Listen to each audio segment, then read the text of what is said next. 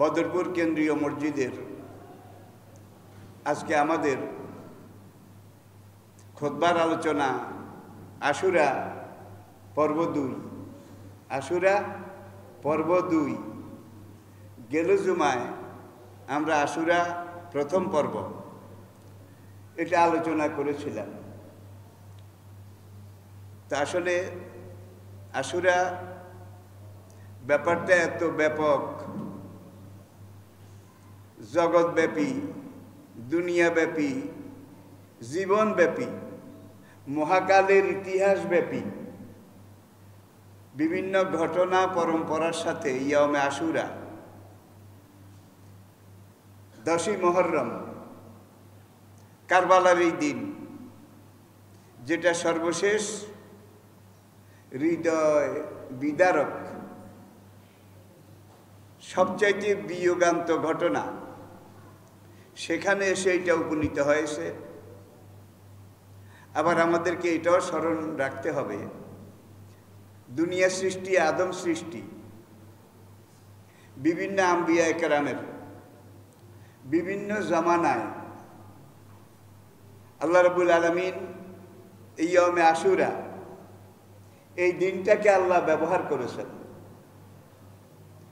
আদমের সৃষ্টি, তাকে জান্নাতে রাখা, সেখান থেকে দুনিয়ায় পাঠানো, নূহ আলাইহিস সালামের নাজাত, তারপরে ইদ্রিস আলাইহিস সালামের মহাকাশে গমন, ওয়ারাফানাহু মাকানান আলিয়্যা, ইব্রাহিম আলাইহিস সালামের অগ্নিকুণ্ড, আইয়ুব আলাইহিস সালামের 18 বছরের কঠিন বিমার থেকে মুক্তি, মূসা আলাইহিস সালাম বনি ইসরায়েলদেরকে নিয়ে দরিয়া পার হয়ে গেলেন, দরিয়া পথ করে দিল, ফেরাউনের সেখানে ভরাডুবি। দেখুন, এই 2 নবী উলুল আজম পয়গম্বর, বাবায়ে কওম বাবায়ে মিল্লাত, সাইয়েদনা ইব্রাহিম আলাইহিস সালাতু ওয়াস সালাম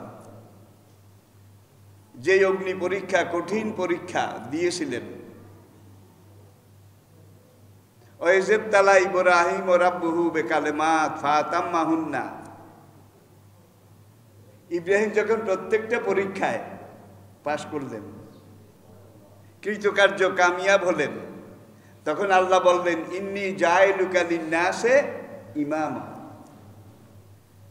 সবগুলো পরীক্ষা ইব্রাহিম যেহেতু পাশ করেছে, তাকে আমি কিয়ামত পর্যন্ত মানব জাতির জন্য, বিশ্ব মুসলিমের জন্য রাহবার, রাহনুমা, ইমাম, পথ প্রদর্শক হিসাবে ঘোষণা দিচ্ছি। ওইটা আয়াতে আল্লাহ পাক বলছেন মিল্লাতা আবিকুম ইব্রাহিম হুয়া সাম্মাকুমুল মুসলিমিন। তাহলে বোঝা গেল, যার কোরবানি যত বড়, যার ত্যাগ যত বড়, তাকে আল্লাহ পাক সেইভাবে পুরস্কৃত করেছেন। ইব্রাহিমের সামনে নমরুদের জ্বলন্ত অগ্নিকুণ্ড দাউ দাউ করে জ্বলছিল।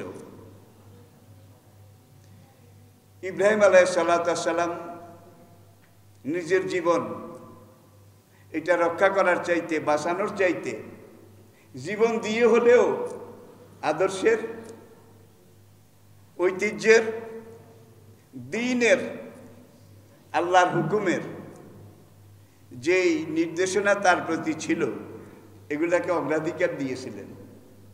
যে আমি আজ হলেও চলে যাব, কাল হলেও চলে যাব, কিন্তু আল্লাহর দ্বীন, যেটা আমার মাধ্যমে আমানত হিসেবে আল্লাহ পাক পাঠিয়েছেন, আমাকে নবুয়ত দিয়েছেন, আমাকে মানব জাতির ইমাম, মিল্লাতে মুসলিমার বাবা, পিতা আল্লাহ পাক ঘোষণা করেছেন।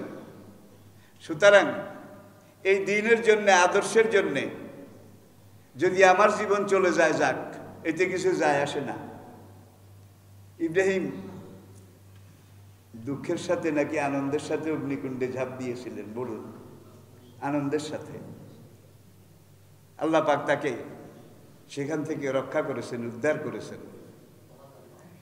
কুলনা ইয়া নারু কুনি বারদাও ওয়া সালামান আলা ইব্রাহিম, আগুনের কাজ হলো জ্বালিয়ে দেওয়া। আগুনকে জ্বালাবার ক্ষমতা, প্রজ্বলন ক্ষমতা, এটা আগুনের সৃষ্টিকর্তা মালিক তিনি দিয়েছেন। আর তিনি যদি আগুনকে বলেন স্টপ হিয়ার, এখানে থামো, সামনের এটাকে জ্বালাতে পারবে না, নো পারমিশন। কিয়ামত পর্যন্ত আগুন জ্বললেও বোধহয় জ্বালাতে পারবে না। পানির কাজ হলো ডুবিয়ে মারা, নাক দিয়ে ঢুকে, মুখ দিয়ে ঢুকে, কান দিয়ে ঢুকে, পানি ঢুকে ঢুকে একটা মানুষের হার্ট, লাংস সব কিছু যখন অচল হয়ে যায়, বিকল হয়ে যায়, মানুষটার মৃত্যু হয়। এখন সাইয়েদনা মূসা আলাইহিস সালাতু ওয়াস সালাম তার অনুসারী বনী ইসরাইলদেরকে নিয়ে যখন দরিয়ায় নেমে গেলেন, আল্লাহ পাক সেই দরিয়ায় 12টা রাস্তা করে দিলেন। তরল পানি একেবারে দেওয়াল হয়ে গেল, দরিয়ার তলাটা শুকিয়ে গেল, এমন শুকালো যে সেটা স্মুথ অ্যাজ সিল্ক, পাকা রাস্তা যেরকম, হেঁটে যেতে যেন কোনো অসুবিধা না হয়। আপনারা যারা কুতুবদিয়া, মহেশখালী ওইসব জায়গায় গিয়েছেন, দেখবেন যে ট্রলার থেকে, বোট থেকে নামলে এদ্দুর গেড়ে যায়, এদ্দুর। আমি নিজেও অনেকবার গেড়ে গেছি, শক্তিতে পারি না, দুইজনে 2 হাত ধরে। কিন্তু মূসা আলাইহিস সালাম তার উম্মতের জন্যে দরিয়া যখন এইভাবে শুকিয়ে গেল, পানির দেওয়াল হয়ে যখন দাঁড়িয়ে গেল, পানি সবচেয়ে তরল জিনিস, এটা দেওয়াল হয়ে দাঁড়িয়ে যাওয়া, এটাকে আপনারা কি মনে করেন? ইন্নাল্লাহা আলা কুল্লি শাইইন ফাআলুল লিমা আন্নাল কুওয়াতা লিল্লাহি জামিয়া। সেই মহাশক্তিধর রব্বুল আলামিন মূসা আলাইহিস সালাতু ওয়াস সালামকে সশরীরে 40,000 অনুসারী সহ, রাওয়াইতে কম বেশি আছে, যেটার উপরে দৃঢ়তা বেশি আমি সেটাই বলছি। শুধু বনী ইসরাইলরা ওই পাড়ে গিয়ে উঠতেছে, ফেরাউন তার বিশাল বাহিনী নিয়ে দরিয়ার কোলে এসে দেখে যে বনী ইসরাইলরা প্রায় ওই পাড়ে উঠা শেষ। ফেরাউন সেখানে কমান্ড করলো যে তোমরা কুইক মার্চ, তাড়াতাড়ি এখনই নামো, ওই যে যায়। মূসার খোদা কা নামো। শেষ ঘোড়া, শেষ সিপাহী, রাস্তাও তো 12টা। যখন নামা শেষ হলো, একটা সৈন্য আর যখন অবশিষ্ট থাকলো না, আগের মাথা কিন্তু উপরে উঠতে এখনো বাকি আছে। আল্লাহ পাক বলছেন ফাগাশিয়াহুম মিনাল ইয়াম্মি মা গাশিয়াহুম। আল্লাহ দরিয়ার পানিকে বললেন, হে দরিয়ার পানি, দেওয়াল ভেঙ্গে একাকার হয়ে যাও, মিশে যাও। এখন দরিয়ার নিচ দিয়ে হাঁটছিল, তলা দিয়ে, এখন ডুবছে কদ্দুর নিচে, একটারও খবর পাওয়া যায় নাই। ফেরাউন সে নাকে মুখে নোনা পানি, ঘোলা পানি খেয়ে ভেসে উঠল। ভেসে উঠে বলল, আমানতু বিল্লাহি রাব্বিল আলামিন। এতদিন আমি যে খোদাই দাবি করেছিলাম সেটাকে ইস্তফা দিলাম। মহাবিশ্বের সৃষ্টিকর্তা মহান রব্বুল আলামিনের উপরে ঈমান আনলাম। একটা ঢেউ এসে আবার এমন চাপ দিল, এবার আরো নিচে গেল। কায়দা মতো, জুত মতো পানি খেয়ে যখন আবার ভেসে উঠল, ভেসে উঠার পরে এইবার ফেরাউন বলে, আমানতু বিরব্বি মূসা ও হারুন। মূসা আর হারুন এতদিন আমাকে যেই রবের দাওয়াত দিয়েছিলেন, আমি ফেরাউনের খোদাই ইস্তফা দিয়ে মূসা আর হারুন আলাইহিস সালামের আসল রবের উপরে ঈমান আনলাম। রবের বুঝাইয়া কয়, ঢেউ এসে আবার চেপে ধরল তৃতীয়বার। এবার আরো পানি খেলো, পানি খেয়ে এবার ভেসে উঠে বলে, আমানতু বিরব্বিল্লাযী, আমার খোদাই ইস্তফা দিলাম, এটাকে স্টপ করলাম। বনী ইসরাইলরা যে খোদার উপরে ঈমান এনে, যে আসল রবের উপরে ঈমান এনে আমার সামনে হেঁটে দরিয়া পার হয়ে গেল, বনী ইসরাইলদের আসল খোদার উপরে ঈমান আনলাম 3 বার। মুসার খোদাকে আল-আন, এখন এত দেরিতে। নোয়াখালীর মানুষের একা অননি, কি অননি, এত দেরিতে।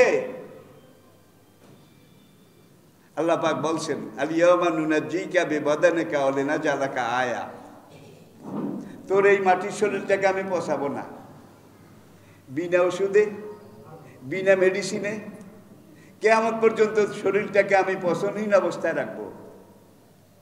সারা দুনিয়া থেকে মানুষ এসে তোর এই ডেড বডি, মৃত দেহ, এটাকে দেখবে, দেখে দেখে লানত করবে। এই সেই ফেরাউন যেদিন সে ডুবে গিয়েছিল, ডুবে যাওয়ার প্রায় 4116 বছর পরে, রিপিট, যেদিন ডুবেছে তার 4116 বছর পরে তার লাশটা পাওয়া গেল নদীর তলা থেকে একটা জালে উঠে আসলো। মাটির তৈরি একটা মানুষের দেহ, 4116 বছর নোনা পানির দরিয়ায় ডুবেছিল, পচেনি, ফুলেনি, কোনখান দিয়ে এক বিন্দু ফাটেনি, একেবারে অ্যাজ ইট ইজ, যেমনটা তেমন। আল্লাহ পারে নাকি পারে না? এই ঘটনাটাও কিন্তু এই 10ই মুহররম, ইয়ামে আশুরা। আজকে এই মুসলিম উম্মাহ, বিশ্ব মুসলিম, তারা ফেরাউনদের আক্রমণের মুখে আসে, ইয়াজিদদের সংহারের মুখে আসে, ঠিক কিনা বলেন? সুতরাং এই 10ই মুহররম, ইয়ামে আশুরা, এটাকে পুঁজি করে, এটাকে লালন করে, পালন করে, ধারণ করে তাজিয়া বের করলে কোনো লাভ হবে না। হায় হোসেন, হায় হোসেন, এটা বললেও কোনো লাভ হবে না। হুসাইন কি জন্য জীবন দিয়েছেন?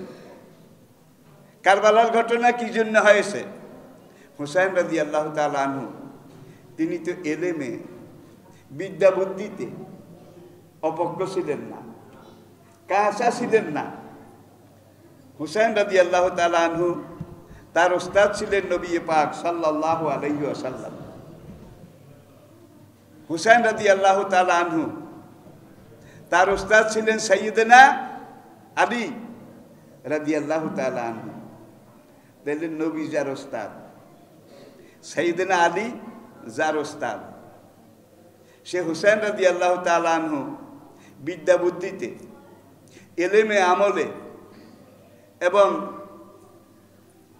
বিশ্ব পরিস্থিতি, চলমান প্রেক্ষাপট, অবস্থান, এগুলা অবলোকন করে দেখে বুঝার মতো, সিদ্ধান্ত নেওয়ার মতো যোগ্যতা তার ছিল নাকি ছিল না?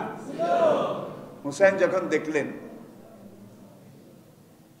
যে আমার আব্বা আলী রাদিয়াল্লাহু তাআলা আনহু, তার শাহাদাতের পরেই 30 বছরের ইসলামী খেলাফতের যেই গাড়ি, খোলাফায়ে রাশিদিনের যেই ইসলামের গাড়ি, ইসলামের সমাজ ব্যবস্থা, এই গাড়িটাকে ইসলামের লাইন থেকে স্বৈরাচারের লাইনে, কোন লাইনে? স্বৈরাচারের লাইনে। 30 বছর মানুষ কত শান্তিতে ছিল। 30টা বছর খোলাফায়ে রাশিদিনের খেলাফতের জমানাটা দেখুন। জাকাতের টাকা নিয়ে মানুষ রাস্তায় রাস্তায় হাঁটতো। জাকাত খাওয়ার মতো গরিব খুঁজে পাওয়া যেত না। দেশের সবচাইতে সুন্দরী মেয়েটা উত্তর আরবের হাদ্রামাউত থেকে সেজে গুজে একাকিনী রওনা হয়ে দিনের পর দিন একাকী সফর করে দক্ষিণ আরবের সানা পর্যন্ত এসেছিল। তার দিকে একটা যুবক এইভাবে তাকায়ও দেখে নাই। খোলাফায়ে রাশিদিনের উমরের দোররা, যেটার নাম শুনলে তখনকার দুইটা সুপার পাওয়ার, রোম এবং পারস্য, কায়সার এবং কিসরা, তারা থরথর করে কাঁপত। উমরের দোররা, ঠিক কিনা বলেন? তাহলে বুঝা গেল ইসলামী আইন এটা প্রয়োগ করার ব্যাপারে খোলাফায়ে রাশিদিনের 4 খলিফা, 4 জন আমিরুল মোমিনিন, তারা কোন রকম দলীয় লোকদেরকে, আপন লোকদেরকে বোধহয় কিছু ছাড় দিছে। উমরের এক ছেলে, মদ নয় নাবিজ, সেই ছেলেটা আফ্রিকার একটা সরকারি পদে ছিল, তাও উমর নিজে দেন নাই। মিশরের গভর্নর আমর ইবনুল আস রাদিয়াল্লাহু তাআলা আনহু, তাকে আবু শাহমা নামটা আপনারা জানেন অনেকে, তাকে ওই সরকারি পদটা দিয়েছিল। এই ছেলে একদিন নাবিজ পান করেছিল। তখনকার দিনে নাবিজ কিছু আঙ্গুরকে কয়েকদিন পানিতে ভিজিয়ে রেখে, আঙ্গুরটা ভিজে ভিজে যখন একেবারে নরম হয়ে যেত, সেই আঙ্গুর ছাকা পানি, এটার নাম নাবিজ। মদ নয়, তবে এটা পাওয়ার বেশি তো, ভিটামিন বেশি তো, ফিটনেস ফিটিলিটি বেশি, এই জন্য এটা খাইলে মাথা কিছুক্ষণ একটু গরম গরম, অ্যাবনর্মাল, এই একটা পরিস্থিতি সৃষ্টি হয়, যার জন্য নাবিজ এটাকেও আমিরুল মোমিনিনের পক্ষ থেকে, খেলাফতের পক্ষ থেকে নিষিদ্ধ ঘোষণা করা হয়েছে। মদিনাতে অভিযোগ আসলো, ইয়া আমির আল মোমিনিন, আপনার ছেলে মিশরের অমুক প্রদেশের সরকারি কর্মকর্তা, সে নাবিজ খেয়েছে। মিশরের গভর্নর আমর ইবনুল আস তার কাছে সাইয়েদনা ওমর চিঠি পাঠালেন যে আমার ছেলেকে তুমি নিজে সঙ্গে করে মদিনায় নিয়ে আসো। মদিনায় নিয়ে আসা হলো। মসজিদে নববীতে আদালত বসলো, নবীর আমলে মসজিদে নববী আদালত। 4 খলিফার আমলে মসজিদে নববী এটা পার্লামেন্ট, মসজিদের শুরা, পার্লামেন্টের সদস্যরা এখানে বসে সিদ্ধান্ত নিতেন। রোম, ইরান, পারস্য এগুলা বিজয়ের যে পরিকল্পনা, JHQ, general head quarter, general head quarter, HQ না, আর্মি হেড কোয়ার্টার এটা না, JHQ, দেশের সর্বোচ্চ সেনা অফিস মসজিদে নববী, দেশের সেরা সুপ্রিম কোর্ট মসজিদে নববী, পররাষ্ট্র মন্ত্রণালয়। রোমে অভিযান চালানো হবে, সিদ্ধান্ত গ্রহণ করা হয়েছে কোথায়? মসজিদে নববীতে, নাকি বাইরে থেকে?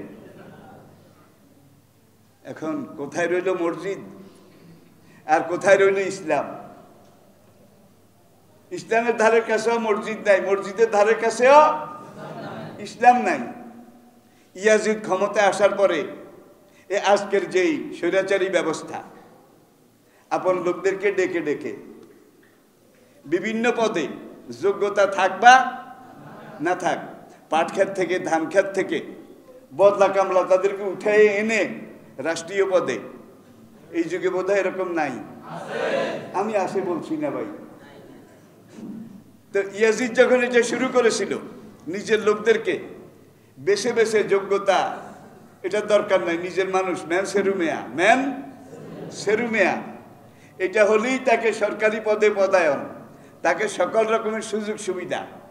এরপরে নিজের দলের লোক কোনো অন্যায় করলে, অপরাধ করলে এটার বিচার হইতো না। বেশি চাপে পড়লে কয়েকদিন বিচারের নামে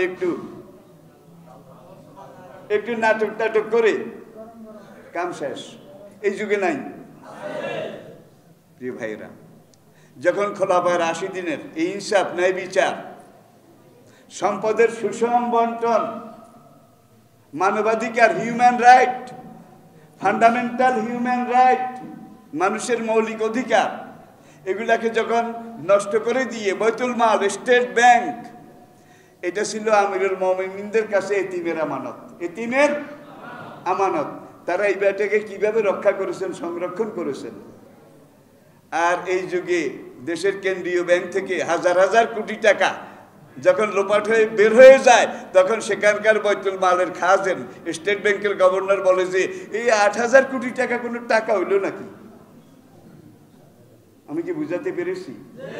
দেখুন, সেই স্বৈরাচার শুরু ইয়াজিদ থেকে, এটা আপনারা জানেন। ইমাম হুসাইন রাদিয়াল্লাহু তাআলা আনহু, তিনি যখন দেখলেন খেলাফত শেষ করে দেওয়া হয়েছে, খেলাফতের জায়গায় ইমারত, রাজতন্ত্র এসে জেকে বসেছে।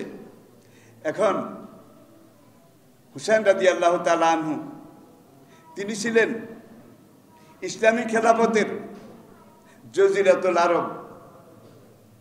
আরব এটার এই অংশের আমিরুল মোমিনিন আলী রাদিয়াল্লাহু তাআলা আনহু শাহাদাতের পরে মক্কা, মদিনা, তেহামা, ইয়ামন এই এলাকার সৌদি আরবের আমরা এটাকে বলতে পারি দক্ষিণ পূর্ব এলাকা। এই এলাকার মুসলমানরা ঐক্যমতের ভিত্তিতে ইমাম হাসানের শাহাদাতের পরে হোসেনের হাতে বয়াত করলেন, যে নবীর হাতে গড়া মানুষ হাসান এবং হুসাইন, তারা জীবিত থাকতে আমরা একমাত্র হাসানের পরে হোসেনকে আমিরুল মোমিনিন হিসাবে মেনে নিলাম।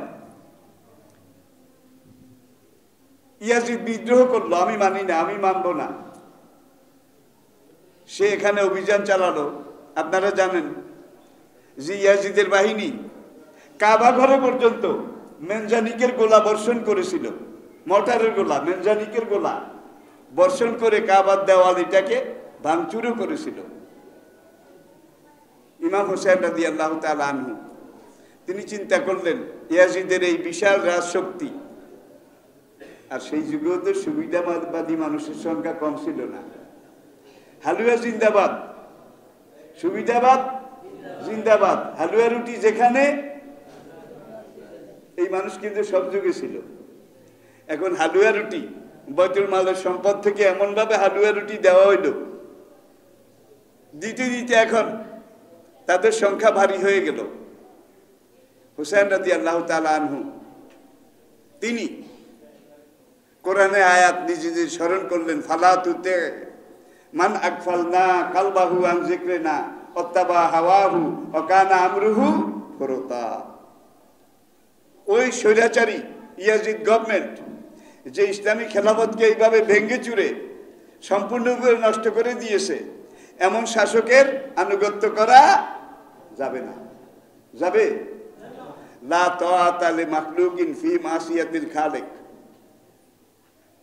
আল্লাহ রাব্বুল আলামিনের দিক নির্দেশনা, পথ প্রদর্শন এটাকে উপেক্ষা করে কোন স্বৈরাচারের দাবিদারি করা যাবে না। হাদিস, আগেরটা কোরআনের আয়াত, পরেরটা হাদিস। এখন ইমাম হুসাইন রাদিয়াল্লাহু তাআলা আনহু তিনি চিন্তা করলেন যে পারবো না যদিও চেষ্টা তো করা দরকার, পারবো না যদিও চেষ্টা তো করা দরকার। সবাই চুপ থাকে, আমি হুসাইনও যদি চুপ থাকি তাহলে নানাজির রক্তের সাথে কি করা হবে? বেঈমানি করা হবে।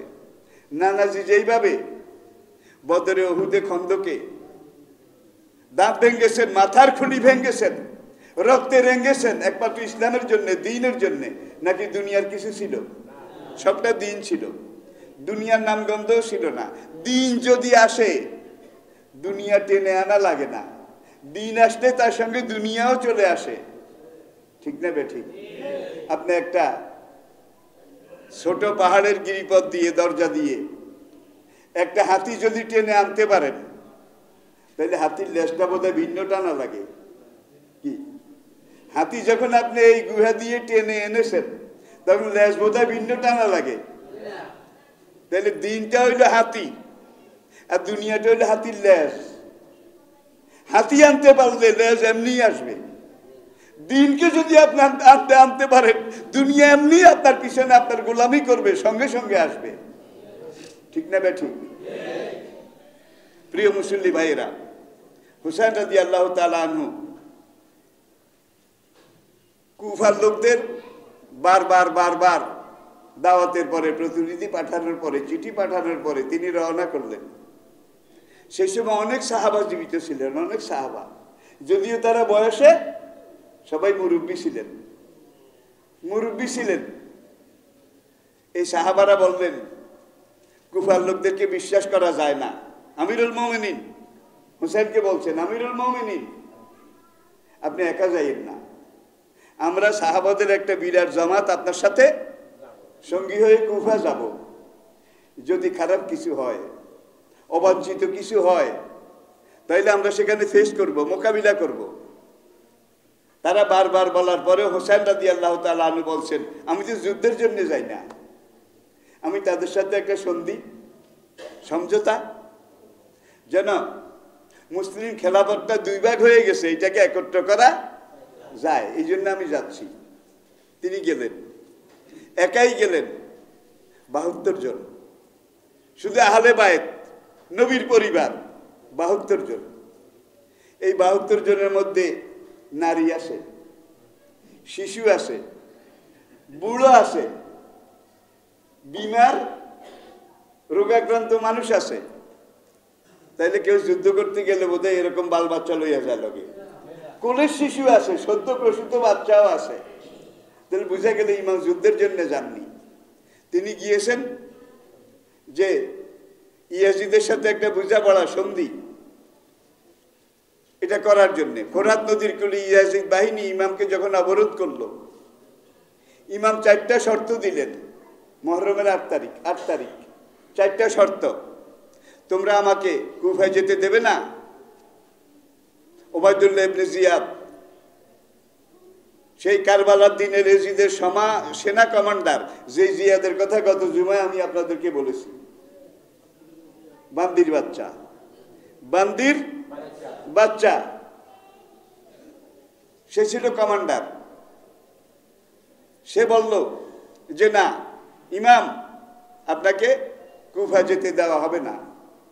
অথচ ইয়াজিদ বলেছিল, হুসাইনকে তোমরা বলে কয়ে বুঝিয়ে হয় মদিনায় ফেরত পাঠিও, কারণ হুসাইন যদি কুফায় আসে তাইলে এখানের আম জনতা কন্ট্রোল করা যাবে না।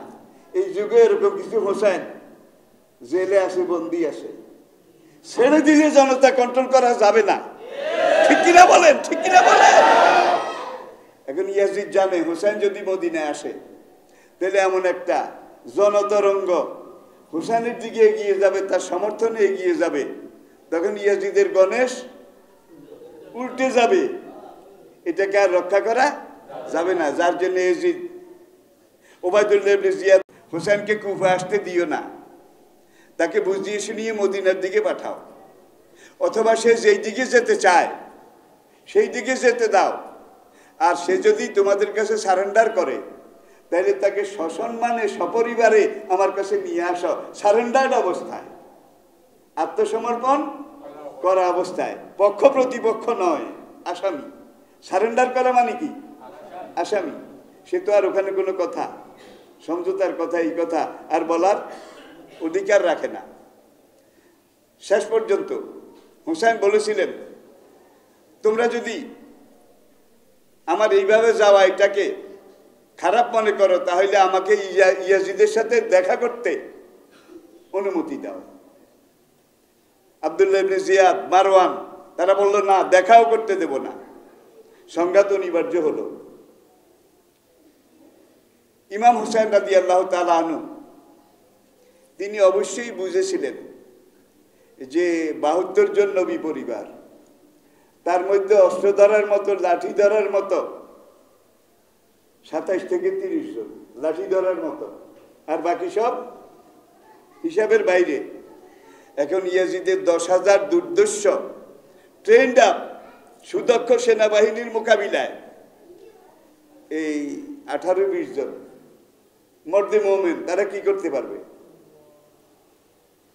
হুসাইন অবশ্যই বুঝেছিলেন এটা একটা অসম যুদ্ধ, এই যুদ্ধে জেতা যাবে না, এটা কল্পনার অতীত। তারপরে হুসাইন সারেন্ডার করলেন না, যুদ্ধকে বেছে নিলেন। ঠিক না বেঠিক? সারেন্ডার করলেন না, যুদ্ধকে বেছে নিলেন। কেন? যে আমি জানি আমি জিতবো না, আমি জানি এখন যদি আমি যুদ্ধ শুরু করি, শুধু আমি নয়, সপরিবারে আমি বিলীন হয়ে যাব, শেষ হয়ে যাব। স্বৈরাচারের একটা ট্রেন রেল লাইনের উপর দিয়ে ১৫০ কিলোমিটার বেগে আসতেছে। মনে করুন ১৫০ কিলোমিটার বেগে ইয়াজিদের স্বৈরাচারের ট্রেন আসতেছে। খেলাফতের লাইন কিন্তু এখন নাই, স্বৈরাচারের লাইন। এই লাইন দিয়ে স্বৈরাচারের ট্রেন আসতেছে, ইমাম দেখতেছেন। এখন এই ট্রেনকে হাত দিয়ে ঠেললেও থামানো যাবে না, রেল লাইনের উপরে দাঁড়ালেও থামানো যাবে না, তারপরও থামানোর চেষ্টা করা ফরজ। থামানোর চেষ্টা করতে করতে যদি আমি শেষ হয়ে যাই, আমার পরিবার শেষ হয়ে যায়, কিয়ামত পর্যন্ত উম্মতের জন্যে, নবীর নানাজির উম্মতের জন্যে এটা একটা সুপার মডেল হয়ে থাকবে, এটা একটা জ্বলন্ত জীবন্ত আদর্শ হয়ে থাকবে। ঠিক কিনা বলেন? আল্লাহু আকবার। আমি সাংঘাতিক কথাগুলো বলছি, কিন্তু ইসলামের দুইটা পথ আছে, ওলামায়ে কেরাম বুঝবেন, একটা রুখসত আর একটা আজিমত। একটা রুখসত আর একটা আজিমত। ইমাম ইচ্ছা করলে সারেন্ডারের সিদ্ধান্ত নিতে পারতেন, ইচ্ছা করলে অন্য কোনো সিদ্ধান্ত নিতে পারতেন। তিনি যে সিদ্ধান্তটা নিলেন সেটা জীবন দেওয়ার সিদ্ধান্ত। শুধু জীবন দেওয়ার সিদ্ধান্ত নয়, পরিবার পরিজন সহ নিশ্চিহ্ন নির্মূল হয়ে যাওয়ার সিদ্ধান্ত। ইমাম এই সিদ্ধান্ত এই জন্যই নিলেন, জানি আমি স্বৈরাচারের এই চলন্ত ট্রেন, এটাকে থামাইতে পারবো না, আমি এটাকে রুখতে পারবো না, তারপরও রুখার চেষ্টা করা আমার উপরে ফরজ। এখন এই স্বৈরাচারের লাইনের সামনে আমাকে দাঁড়াইতে হবে, 2-4 জন যারা আছে, আমি একা হলেও দাঁড়াতে হবে। 10 তারিখে কিন্তু একাই দাঁড়িয়েছিলেন, 10 তারিখে গতকাল যে তারিখটা গেলে একাই দাঁড়িয়েছিলেন ফোরাত নদীর পাড়ে। আর তার আগে 2-3 দিনে বাকি কয়েকজন হাতে গোনা সঙ্গী তারা জীবন দিয়ে ফেলেছেন। এখন ইমাম সিদ্ধান্ত নিলেন যে ঠিক আছে, আমি আগামীকাল মহরমের 10 তারিখে, তিনি রোজা রেখেছিলেন, এই রোজাদার অবস্থায় ইয়াজিদের সেনাবাহিনী তাদের আগমন রুখার জন্যে তিনি যখন বের হলেন, ঘটনা সব আপনারা জানেন, ঘটনা বলার দরকার নাই, ইতিহাসে কম বেশ আপনারা এটা শুনেছেন। ইমাম মোকাবিলা যুদ্ধে নেমে গেলেন। নামলেন কেন? জানি আমি পারবো না, তারপরও স্বৈরাচারকে বাধা দেওয়া আমার ইমানের দাবি। ঠিক কিনা? আমাদের মধ্যে বোধহয় এখন এই জজবা আছে, এই ইচ্ছা বোধহয় আছে, শুধু হায় হোসেন হায় হোসেন। আর 10ই মুহররম পারলে নফল রোজা রাখি, তার চেয়ে বড় যদি পারি কিছু হালুয়া রুটি ফিন্নি। কিরে সাগর ফিন্নি রাঁধছিস কেন? হোসেন তো দান ভেঙে ফেলেছিল, তিনি রুটি টুটি শক্ত জিনিস খাইতে পারেন নাই, এই জন্য আমরা সিন্নি রাঁধছি, যেন মুখে দিলেই কেবল ডাইরেক্ট পাস হয়ে যায়। এটা সুন্নত কেন? হায় হায়, কোথায় শেখ সাদি আর কোথায় ছাগলের লাদি? কোথায় শেখ সাদি আর কোথায় ছাগলের লাদি? ইমাম কি জন্য জীবন দিলেন সেটাকে জানা দরকার আছে কিনা, বুঝা দরকার আছে কিনা। ইয়ামে আশুরা, মহরম মাস, আশুরার এই দিন আমাদেরকে শিক্ষা দেয়, তুমি পারবে কি পারবে না, থাকবে কি থাকবে না, এটা বড় কথা নয়। অন্যায় অসত্য বাতিলের বিরুদ্ধে প্রতিবাদ করা তোমার ইমানের দাবি, তোমার উপরে ফরজ। এটা হলো কারবালার মূল শিক্ষা, একমাত্র শিক্ষা, আসল শিক্ষা। বুঝার জন্য বলছি। মনে করেন আপনি একজন মুমিন, আপনাকে আপনার মালিক, আপনার রব, তিনি একটা নির্দেশ দিলেন যে বাংলাদেশের সীমান্তে ফেনীর বেলুনিয়ায় যে পাহাড়টা আছে, বেলুনিয়া বর্ডার, আমার একজন গোলাম, তুমি একজন মুসলিম হিসাবে, আমার নবীর একজন উম্মত হিসাবে তোমাকে আমি নির্দেশ দিচ্ছি, এই বেলুনিয়ার এই পাহাড়টাকে আজকে রাতের ভিতরে তুমি ধাক্কায় ঠেলে 10 মাইল পূব দিকে ইন্ডিয়ার দিকে নিয়ে যাও। একজন মুমিন, আপনাকে আল্লাহ এই হুকুম দিলেন। আসলে একটা পাহাড়কে আপনি এইভাবে ধাক্কায় ঠেলে এক রাইতে নিতে পারবেন? 1000 রাইতে, লাখো রাইতে। এখন আপনি সেখানে গিয়ে পাহাড় দেখে দেখে জামার বুতাম খুলে 3 বার বুকে ফু দিলেন, থু দিলেন। তারপরে চিন্তা করলেন এত বড় পাহাড়, এটাকে এক রাতের ভিতরে ধাক্কায় 10 মাইল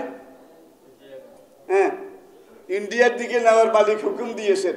আমি কিয়ামত পর্যন্ত এটাকে ধাক্কাইলেও তো এটা নড়বে না, এটা টলবে না, এক বিন্দু এটাকে নাড়াতে পারবো না। এটা বলে টলে আপনি কচ্ছপের মতো হাত পা গুটিয়ে বসে থাকলে বোধহয় আপনার ইমানের দাবি আদায় হবে? নিতে পারবো কি পারবো না? পাহাড় যাবে কি যাবে না? এইটা আমার বিচারের বিষয় নয়। আমার মালিক বলছে ধাক্কাইয়া 10 মাইল পূর্ব দিকে নিয়ে যাও। এখন ধাক্কানো আমার ফরজ, আমি ধাক্কানো শুরু করলাম। ঠিক কিনা বলেন? আমি ধাক্কানো শুরু করলাম। আপনার ধাক্কাটা যদি পারফেক্ট ইমানের ধাক্কা হয়, খাঁটি ইমানের ধাক্কা হয়, খাঁটি মুমিনের ধাক্কা হয়, তাহলে আল্লাহ বলেন যাও কানা হাক্কান আলাইনা নাসরুল।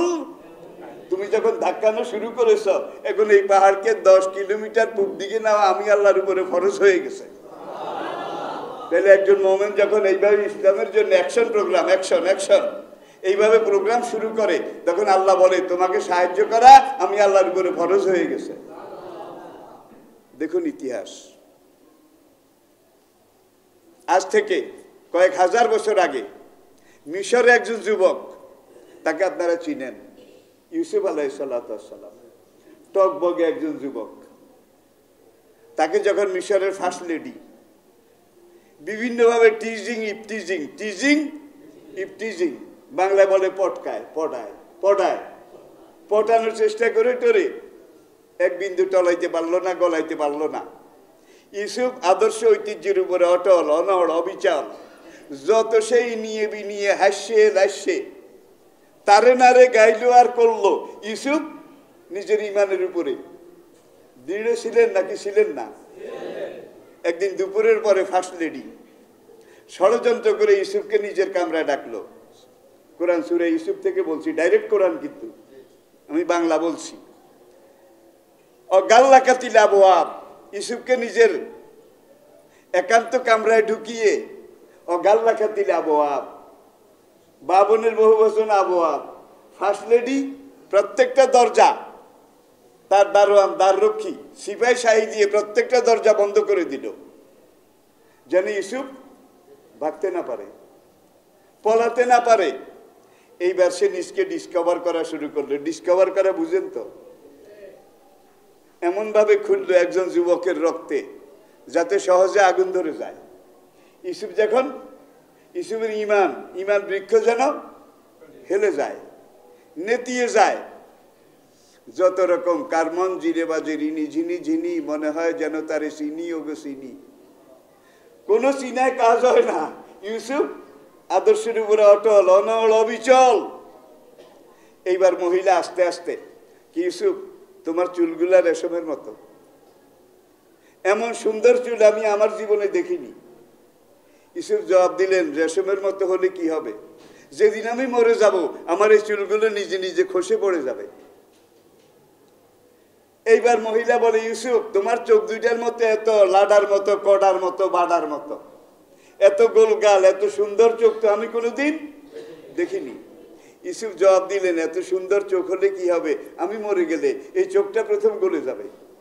গলে গেলে কালা দুর্গন্ধযুক্ত পানি বের হয়ে আমার পুরো দেহটাকে মলিন করে ফেলবে। এইবার বলে যে তোমার হাত দুইটা বাডার মতো, মুখটা লাডার মতো, দাঁতগুলা কডার মতো, তোমার শরীরের প্রত্যেকটা অঙ্গ প্রত্যঙ্গ এত সুন্দর। ইউসুফ বলে, সুন্দর হলে কি হবে? আমি মরে গেলে এই পুরা দেহ মাটির খোরাক ছাড়া আর কিছু হবে না। মহিলা দেখলো, তারিফ করে টরেও লাভ হয় না।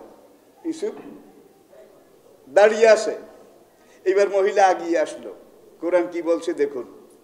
এগিয়ে এসে বলে, অকালাত ইউসুফ হায় তালাক, অকালাত ইউসুফ হায় তালাক। ইউসুফ আমার এই জীবন যৌবন, দেহ বল্লরী, সৌন্দর্য, এটা তোমাকে আমি অফার করতেছি। হায় তালাক, come and enjoy me, come and enjoy me. Yusuf হায় তালাক, ইউসুফ আসো, আমার এই দেহ বল্লরী, এটা তোমাকে অফার করছি, তুমি ভোগ করো। মারমাডিউক পিখতাল তার ইংরেজি তাফসির the glorious Quran, the glorious Quran, এই তাফসিরে লিখেছেন ইউসুফ হায় তালাক। এটা ইংরেজি তর্জমা তিনি করেছেন, ইউসুফ কাম অ্যান্ড এনজয় মি। কালা মাজ আল্লাহ, ইউসুফ বললেন নাউজুবিল্লাহ, ইন্নাহু রাব্বি, তিনি আমার রব। কোন কোন তাফসীরকারক তর্জমা করেছেন, ফেরাউন আমার মনিব, আজিজ আমার মনিব। যদিও গোলাম হিসেবে আমাকে কিনে এনেছে, কিন্তু আহসানা মাসওয়াইয়া, আমাকে ভালো রেখেছে, ভালো খাইয়েছে, সম্মানজনকভাবে লালন পালন করেছে। সেই আজিজের বিবি তুমি। এখন আমি আজিজের খেয়ে আজিজের পরে তার বিবির সাথে এইভাবে খেয়ানত করব, এটা আমাকে দিয়ে হবে না। তাফিমুল কোরআন সাহেবে তাফিম তিনি যে তরজমাটা করেছেন, এটা আমার কাছে সবচেয়ে, অনেক তাফসীর তো আমার জীবনে আমি গেটেছি, এখনো ঘাটি। ইউসুফ বলেছেন, ফার্স্ট লেডি যখন বলল ইউসুফ হায় তালাক, ইউসুফ আসো আমাকে ভোগ করো, ইউসুফ বললেন ইন্নাহু রাব্বি, তিনি আমার রব। তিনি আল্লাহকে দেখিয়েছেন। সৎ ভাইদের শত্রুতায়, সৎ ভাইদের হিংসা বিদ্বেষের শিকার হয়ে হাত পা বাঁধা অবস্থায় আমি বদ্ধকূপে পড়েছিলাম, আমার রব আমাকে সেখান থেকে উদ্ধার করেছেন, বাঁচিয়েছেন। বাঁচানোর পরে মিশরে আমাকে বিক্রির পরে কয়েকবার বিক্রির পরে আমাকে এমন জায়গায় এনে আমার রব আমার থাকা খাওয়া লালন পালন, যদিও আমি টাকার কিনা মানে গোলাম, কিন্তু গোলাম হিসেবে আমাকে ট্রিট করা হচ্ছে না, আমাকে পরিবারের একজন অধিকারপ্রাপ্ত সদস্য হিসাবে আমাকে রাখা হচ্ছে। আর আমার মনিব বলছেন অলা তাকরাবুজ জেনা, খবরদার জেনা করা যাবে না, জেনার কাছেও যাওয়া যাবে না। ইন্নাহু কানা ফাহিশাতাও ওয়া সাআ সাবিলা। কাদ আফলাহাল মুমিনুন, সূরা মুমিনুনের শুরুতে বলেছে আল্লাযীনা হুম লিফুরুজিহিম হাফিজুন, প্রকৃত মুমিন তারাই যারা আপন আপন লজ্জাস্থান সমূহের হেফাজত করে। রাজি আছেন যুবক ভাইয়েরা? রাজি আছো? সেই মিশরের কথা বলছি, যেখানে কোনো আদর্শ ছিল না, নীতি নৈতিকতার বালাই ছিল না, কোনো সমাজ ব্যবস্থা বলতে কিছু ছিল না, হায়ান জানোয়ারের মতো একটা সমাজ ছিল। যুবকেরা একদিকে নেশায়, আরেকদিকে জেনায়, একদিকে নেশায় আরেকদিকে জেনা। নেশা আর জেনা এটা কিন্তু একবারে শুরু থেকে হয়ে আসছে। এই যুগে নেশা আর জেনা এইটাকে আরো বেশি সামনে নিয়ে গেছে আজকের ইন্টারনেট, আজকের মোবাইল, আজকের ফেসবুক।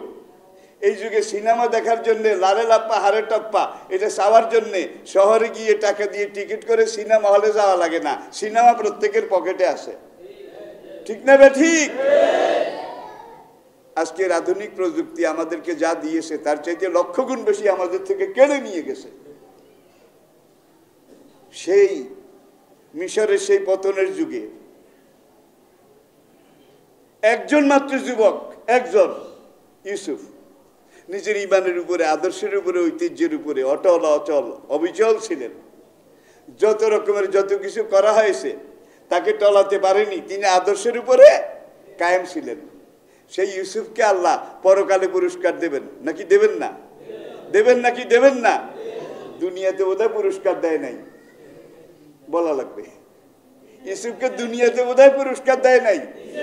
মিশরের বাদশা, মিশরের বাদশা, যে সৎ ভাইয়েরা শত্রুতা করে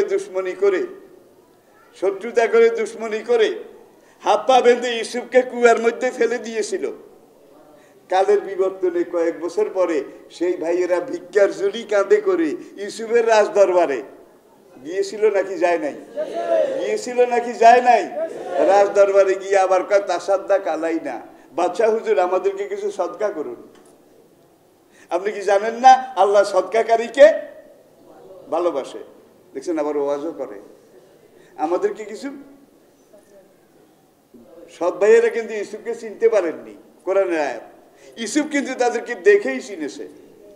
3 বারের সফরে, তৃতীয়বার শেষবার বাবা মাকে যখন নিয়ে আসছে, তার আগের বার বিনিয়ামিন আপন ভাই একজন, ইউসুফ আর বেনিয়ামিন এক মায়ের ঘরের, বাকি 10 ভাই আরেক মায়ের ঘরের। আমি কি বুঝাতে পেরেছি?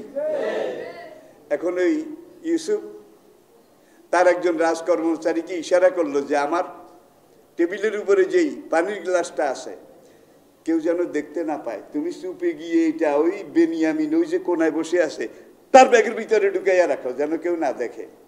রাজকর্মচারী এইভাবেই ঢুকেছে। তাদেরকে রিলিফ, খাদ্য সব সহায়তা দেওয়া হলো। এবার কাফেলা ফিলিস্তিনে রওনা করবে। দেখেন পলিটিক্স কারে কয়। এমন সময় ইউসুফের নির্দেশক্রমে একজন রাজকর্মচারী সে ঘোষণা দিল, আইয়াতুহাল ইরো ইন্নাকুম লাসারিকুন, হে ফিলিস্তিন থেকে আগত কাফেলা, নিশ্চয়ই তোমার মধ্যে চোর আছে। কয় কি চুরি হয়েছে? কয় বাদশার ক্লাস।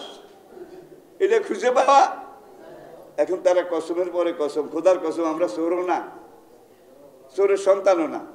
আমাদের বাপ দাদা সৈন্য গোষ্ঠীর মধ্যে কোনো চোর নাই, চুরির কোনো রেকর্ড নাই। সেই ব্রিটিশ আমলে, পাকিস্তান আমলে দেখেছি সরকারের যে কোনো গুরুত্বপূর্ণ পদে, এমনকি চৌকিদারের নিচে আর কোনো চাকরি নাই, কিন্তু চৌকিদারিতে পর্যন্ত একটা লোককে যদি ঢুকাইতো, তাইলে যারে ঢুকাবে তার সৈন্য গোষ্ঠীর মধ্যে কোনো চোর আসিল কিনা এটাকে আগে খোঁজ নিত। ঠিক না ঠিক? এই সৈন্য গোষ্ঠীর মধ্যে কেউ জেল খাটছে কিনা এটার খোঁজ নিত। এখন বোধহয় নেওয়া হয়। তাইলে কাজটা যেমন, তার রেজাল্টটাও ঠিক তেমন। এইবার তাইলে মিশরের আইনে তোমাদের কি? বাদশাহ হুজুর একটা কাজ করেন, আসলে আমরা চোর না, চোরের সন্তানও না, আমরা অভিজাত নবুয়ত ফ্যামিলির সন্তান, আমরা পারফেক্ট। তাইলে আমার আইনে আছে, মিশরের আইনে আছে। এখন তোমাদের ব্যাগেজ, তোমাদের জোলা পিট্টু এগুলা চেক করা হবে। চেক করে যদি তোমাদের কারো বান্ডের মধ্যে পাওয়া যায়, সেখানে ফিলিস্তিনের আইন কি? চুরির মাল যার কাছে পাওয়া যাবে তাকে আপনি অ্যারেস্ট করে রাখবেন। এটা আমাদের ফিলিস্তিনেরও আইন, ইসুফকে এটা মিশরেরও আইন। যার ব্যাগেজে মাল পাওয়া যাবে সে মালে বোরগায় অ্যারেস্ট হবে। এখন তালাশ করতে করতে করতে করতে ওই বেটার ব্যাগ খুলেও পাওয়া গেছে। পাওয়া যাওয়ার পরে এই 10 ভাইয়ে কয়, বাদশাহ হুজুর, ও কিন্তু আমাদের আমনা ভাই না, ও কিন্তু আমাদের আপন ভাই নয়। আরেক মায়ের পেটের ইসুফের আপন ভাই কিন্তু বনিয়ামিন, ও আমাদের আপন ভাই না। সে তো চুরি করেছে, অ্যারেস্ট করে রাখেন। আর আব্বার থেকে অনেক বলে কই তাকে আনছি, বাদশাহ হুজুর একটা কাজ করেন, তাকে ছেড়ে দেন, তার বদলে আমাদের একজনকে অ্যারেস্ট করে রাখেন। কোরআনের আয়াত। ইউসুফকে এমন খেয়ানত আমি করতে পারবো না, যার ব্যাগে জিনিস পাওয়া গেছে সেই অ্যারেস্ট হবে। আমাদের আপন ভাই না। বাদশাহ হুজুর, তার বড় আরেকটা ভাই আসিল, কয়েক বছর আগে হারাই গেছে, এইটা আসিল এইটার চেয়েও আরো চোর দি গ্রেট। আল্লাহু আকবার, আল্লাহু আকবার। দেখেন এত বছর হয়ে গেল, 40টা বছর মাঝখানে চলে গেছে, এখনো কয় তার আরেকটা আপন ভাই আসিল, এইটা আসিল এইটার চেয়েও। দেখছেন? কিন্তু ইউসুফ ধরা দেয় না। দেখি দেখতে দেখতে কি হয়। এটা আমার আলোচনার বিষয় না, আমি মহরম এটা বুঝার জন্যে। ইউসুফ সেই কঠিন মুহূর্তে যখন চিন্তা করলেন প্রত্যেকটা দরজা লক আপ, তালা বন্ধ, ভাগার কোনো কায়দা নাই, তো ইউসুফ চিন্তা করলেন খাটের উপর দিয়ে লাফ দিয়ে পড়ে ওই প্রথম গেট পর্যন্ত দৌড় দিয়ে যাওয়ার চেষ্টা করে, তো আমার উপরে ফরজ। দুয়ারে গিয়ে যদি আটকা পড়ে যাই, ধরা পড়ে যাই, তাহলে অন্তত বলবো যে আমি ভাগার, ইমান বাঁচাবার চেষ্টা করেছি। ইউসুফ খাটের থেকে লাফ দিয়া পড়ছে, দুয়ারের দিকে দৌড় দিছে। এইটার পরে আরো 9টা দরজা। আল্লাযীনা জাহাদু ফীনা লানাহদিয়ান্নাহুম সুবুলানা ওয়া ইন্নাল্লাহা লামাআল মুহসিনিন। ইউসুফ দুয়ারে যাওয়ার আগে প্রত্যেকটা দরজা একটু আওয়াজও নাই, কিছুও নাই, একবারে এইভাবে গোলে মাটিতে বয়ে গেল। আর ইউসুফের জন্য দরজাগুলো আল্লাহ খুলে দিলেন। কোরআনে সূরা ইউসুফ কিচ্ছা বলার জন্য নাজিল হয়নি। আহসানুল কাসাস। হুসাইন রাদিয়াল্লাহু তাআলা আনহু সিদ্ধান্ত নিলেন, স্বৈরাচারের এই ট্রেন, এটার গতিরোধ করা আমার উপরে ফরজ। এখন আমি এই ট্রেনকে থামাবার চেষ্টা করি, জানি থামাতে পারবো না, ট্রেন আমার গায়ের উপর দিয়ে চলে যাবে, আমার দেহটা খণ্ড বিখণ্ড একাকার মেশাকার হয়ে যাবে। যাই যাক, কিয়ামত পর্যন্ত আমার নানাজির উম্মত। মুসলিম দিনী ভাইদের জন্য একটা মডেল, একটা সুপার মডেল, একটা উন্নত আদর্শ হয়ে থাকবে বাতিলকে এইভাবে বাধা দেওয়া, বাতিলের প্রতিবাদ করার, প্রতিকার করার চেষ্টা করা প্রত্যেক মুমিনের ঈমানের দাবি।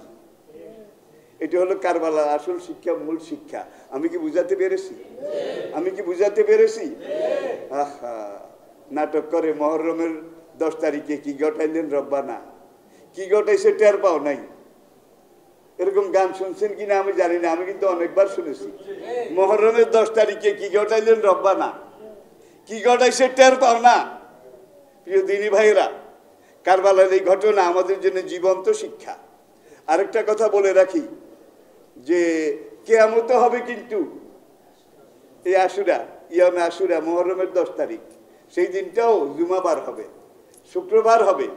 সৃষ্টির সূচনা আল্লাহ এই যে করেছেন এবং 6 দিনে আল্লাহ পাক পুরা জগৎকে সৃষ্টি করেছেন। ফি সিত্তাতে আইয়াম, কোরআন বলছে ফি সিত্তাতে আল্লাহ কোন কইলে হইতো না? ইন্নামা আমরুহু ইযা আরাদা শাইআন আন ইয়াকুলা লাহু কুন। আল্লাহ কোন কইলেই তো দুনিয়া সৃষ্টি হয়ে যেত, ঠিক কি না বলেন? আত-তাআন্নী মিনার রহমান আত-তাজিল মিনাশ শয়তান। আল্লাহ কোন কইলেই হয়ে যেত, তারপরে 6 দিন লাগাইছে। 6 দিন মানে দুনিয়া দিন মাসের হিসাবে 6000 বছর। মিকদারুহু আলফিনা সানাতান কামা তাউদ্দুন। তাইলে আল্লাহ কোন কইলে হয়ে যেত, আল্লাহ আস্তে আস্তে সৃষ্টি করেছেন, ঠিক কিনা বলেন? তা আমরা আমাদের ইমানের দাবি, কারবালা মহরম ঘটনা শুনলে হবে না। হুসাইন কি জন্য জীবন দিয়েছেন, কারবালার ময়দানে কি ঘটেছিল, কিভাবে নিজে সপরিবারে ধ্বংস হয়ে গিয়েছিলেন বাতিলের প্রতিবাদ, অন্যায়কে প্রতিরোধ করার চেষ্টা করতে গিয়ে, ঠিক কিনা বলেন? এখন আমরা মুসলমান হিসাবে এগুলা বলতে আমাদের ইমানের দাবি না, আমাদের উপর ফরজ না। কদু খাওয়া সুন্নত, মধু খাওয়াও সুন্নত, দুপুরে খাওয়ার পরে একটু হালকা শোয়াও সুন্নত। কিন্তু বদর উহুদের ময়দানে গিয়ে দাঁত ভাঙ্গা সুন্নত না ফরজ? সুন্নত না ফরজ? মাথার খুলি ভাঙ্গা সুন্নত না ফরজ? কারবালার ময়দানে গিয়ে সপরিবারে জীবন দেওয়া সুন্নত না ফরজ? ফরজ। আলাইকুম বিসুন্নতি ওয়া সুন্নাতিল খুলাফায়ে রাশিদিন আল মাহদিয়িন। কারবালার এই জ্বলন্ত জীবন্ত ঘটনা আমাদের সামনে আসে। এই ঘটনা থেকে যেই কথাগুলো আমি বলেছি, আল্লাহ পাক ভুল ত্রুটি মাফ করে দিন। বলার মধ্যে ভুল হতেই পারে। আর আমার বয়সটা কিন্তু এখন লেখায় লা ইয়ালামা বাদা ইলমিন শাইয়া, আমার বয়সটা কিন্তু এখন আরজালিল উমর। আমার বলার মধ্যে, কথার মধ্যে ভুল ভ্রান্তি হতে পারে। আল্লাহ পাক ভুল ভ্রান্তিগুলো মাফ করে দিন। আপনাদের কাছে আমি ক্ষমা চেয়ে নিচ্ছি।